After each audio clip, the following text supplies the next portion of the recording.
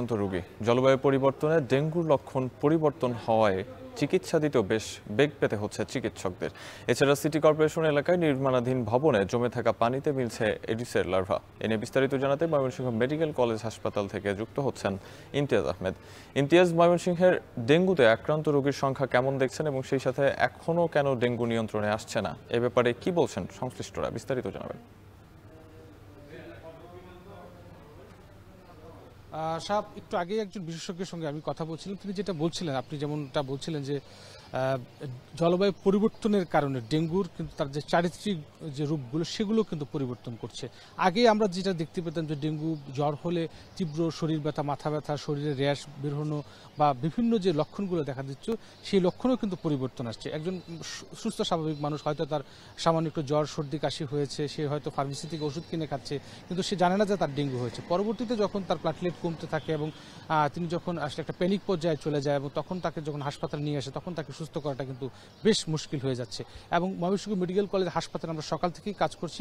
Dengue ওয়ার্ডে আমরা যেটা দেখতে পেরেছি যে 25 থেকে 26টি বেড রয়েছে, সেখানে রোগী ভর্তি রয়েছে 85 জনের মতো এবং প্রতিনিয়ত নতুন নতুন রোগী কিন্তু এসে ভর্তি হচ্ছে এবং এতই শয্যা সংকট এবং যার কারণে অনেক রোগীকে আমরা চেয়ারে বসে আসলে চিকিৎসা নিতে দেখেছি। সুতরাং চিকিৎসক থেকে শুরু করে নার্স এবং যারা রোগী স্বজন তারা সবাই বলছেন যে আসলে এই মুহূর্তে ময়মনসিংহ মেডিকেল কলেজ হাসপাতালে ডেঙ্গুর জন্য আলাদা একটি ওয়ার্ড বা বর্ধিত শয্যা এটি যেন ব্যবস্থাপন কর্তৃপক্ষ, এমনটি কিন্তু সাধারণ রোগী যারা তারা কিন্তু দাবি জানিয়েছেন। অন্যদিকে ময়মনসিংহ সিটি কর্পোরেশন এলাকার কথা যদি বলি, ময়মনসিংহের জেলা স্কুল মোড়, নাহার রোড, নতুন বাজার, আকোয়া এলাকা, গোয়ালকান্দি সহ বিভিন্ন এলাকা কিন্তু ইতিমধ্যে ডেঙ্গুর হটস্পট হিসেবে চিহ্নিত করা হয়েছে এবং এই এলাকাগুলোতে প্রতিনিয়ত কিন্তু ডেঙ্গু রোগীর সংখ্যা কিন্তু বাড়ছে এবং বিভিন্ন নির্মাণাধীন ভবন থেকে যখন সিটি কর্পোরেশন অভিযান চালাচ্ছে সেখান থেকে কিন্তু এডিস মশার লার্ভা তারা কিন্তু সংগ্রহ করতে পারছেন এবং সেখানে জরিমানাও করছেন। পাশাপাশি সিটি কর্পোরেশনের পক্ষ থেকে মশক নিধন কার্যক্রম কিন্তু পরিচালিত হচ্ছে, কিন্তু তারপরেও কিন্তু এই ডেঙ্গুর যে আক্রান্ত হওয়ার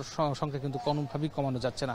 যদিও সিটি কর্পোরেশনের পক্ষ থেকে বলা হচ্ছে তারা মশক নিধন কার্যক্রম আরও বাড়াবেন। তবে সাধারণ নগরবাসী যেটা মনে করছেন যে ময়মনসিংহ নগরীর যে ড্রেনেজ ব্যবস্থাগুলো রয়েছে সেগুলো নিয়মিত পরিষ্কার করা, সকাল বিকাল ওষুধ ছেটানোর থেকে শুরু করে যে খালগুলো রয়েছে ময়মনসিংহ শহরের মধ্য দিয়ে যে গেছে, যে সেই খালগুলো যে ভরে গেছে সেগুলো নিয়মিত পরিষ্কার পরিচ্ছন্নতা করার কোনো বিকল্প নেই। অন্যদিকে ডাক্তাররা যেটা বলছেন যে ডেঙ্গু নিয়ে আসলে আতঙ্কিত না হয়ে বরং এই জ্বর আসলে যত অ্যান্টিবায়োটিক না সেবন করে চিকিৎসকের পরামর্শ নেওয়া, রক্ত পরীক্ষা করে ডেঙ্গু ধরা পড়লে হাসপাতালে এসে যেন চিকিৎসা নেয়। সব মিলিয়ে ময়মনসিংহ মেডিকেল কলেজ হাসপাতালে প্রতিনিয়ত ডেঙ্গু রোগীর সংখ্যা বাড়ছে এবং ডেঙ্গুর একটি আলাদা ওয়ার্ড করার দাবি জানাচ্ছেন সাধারণ রোগী থেকে স্বজনরা। সব মিলিয়ে এই ছিল ময়মনসিংহ থেকে ডেঙ্গুর সবশেষ খবর আমার কাছে। সাপ, ময়মনসিংহের ডেঙ্গু সমস্যা নিয়ে বিস্তারিত জানাতে আমাদের সঙ্গে যুক্ত ছিলেন ইমতিয়াজ আহমেদ।